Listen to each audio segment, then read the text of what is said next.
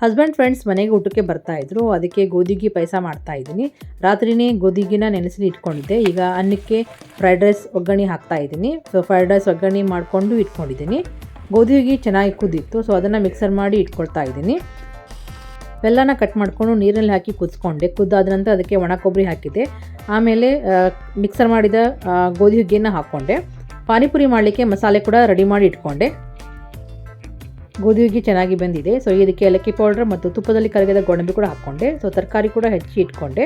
ಈಗ ಈ ಪಾತ್ರೆಯಲ್ಲಿ ಎಣ್ಣೆ, ಬೆಳ್ಳುಳ್ಳಿ, ಶುಂಠಿ, ಈರುಳ್ಳಿ, ಟೊಮ್ಯಾಟೊ, ಕೊಬ್ಬರಿ ಹಾಕ್ಕೊಂಡು ಮಿಕ್ಸರ್ ಮಾಡಿ ಇಟ್ಕೊಂಡೆ. ಸೊ ತರಕಾರಿ ಕೂಡ ಸ್ವಲ್ಪ ಎಣ್ಣೆಯಲ್ಲಿ ಹಾಕ್ಕೊಂಡು ಬೇಯಿಸಿ ಇಟ್ಕೊಂಡೆ.